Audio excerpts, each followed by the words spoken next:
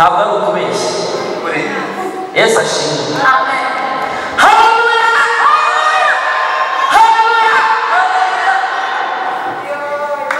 Imana yatumenye kera tutaraba. Umugore umwe kandi umugore wanjye ntaguruka ze hano.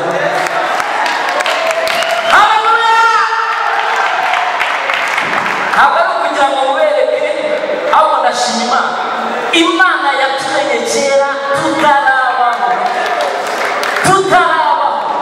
ngo tukiri izo nda z'ababyeyi bacu. Imana iratumenya neza, irangije idutegurira ibyiza byiza cyane. Haleluya. Jewe nakuze curuza ibisheke murabizi, kandi ukuri navukiye i Kigali, navukiye i Kigali rwose.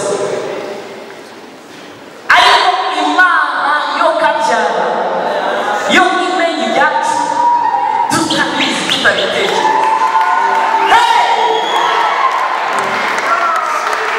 Umuntu wabonaga nikoreye ibisheke ku mutwe n'agakabutura kacitse ntabwo yashoboraga kubonera muri ishusho y'umunsi. Imana ishimwe. Haleluya. Ndi umuhamya wo guhamya ko Imana izi izina rya buri muntu wese wicaye.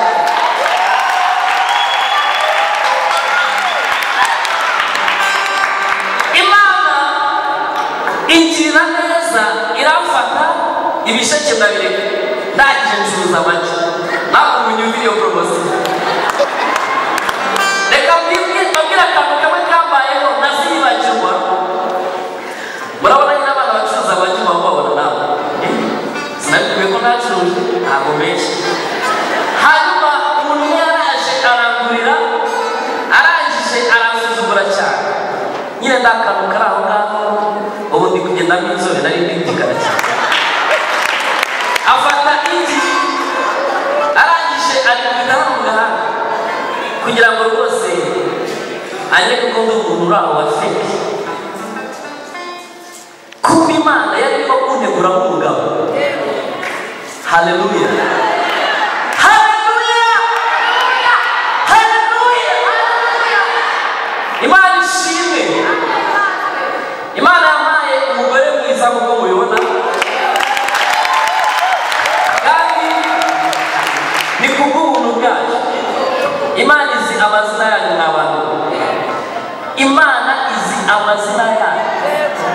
Umuntu wakuze gutyo agacuruza ibyo bintu, nyuma agacuruza n'ubunyobwa kandi bizi.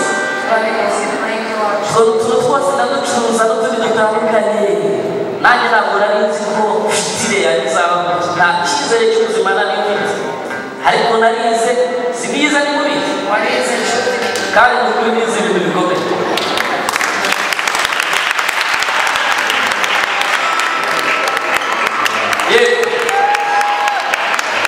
Rero Imana itanga no kwiga bikagenda neza. Ntabwo nababwira ukuntu nize, ariko narize. Primaire irarangira, secondaire irarangira, kaminuza irarangira, byose bikomeye kubera Imana. Nari no kubashimira data ko azi amazina yacu neza cyane. Imana ibahugisha mu izina rya Yesu. Arakamwitse nanjye kumutereraho. Urabona ababyeyi ba kera babyara abana benshi nka 7, 8, 10, 11, 12, 14, 15. Murabihakana se? Na 15 bari ababyeyi Imana ibahugisha. Hanyuma umubyeyi kubera ukuntu yabyaye abana benshi yajya guhamagara agahera ku mfura akageza kuri bucura ataramenya uwashakisha neza. Ibyo bintu Imana ntabwo bijya biyibaho, nubwo mubona turi benshi. Yigiye guhamagara njyewe ihamagara njye, yashaka kuguhamagara wowe ikaguhamagara. Ntabwo iri guca muri za, niba witwa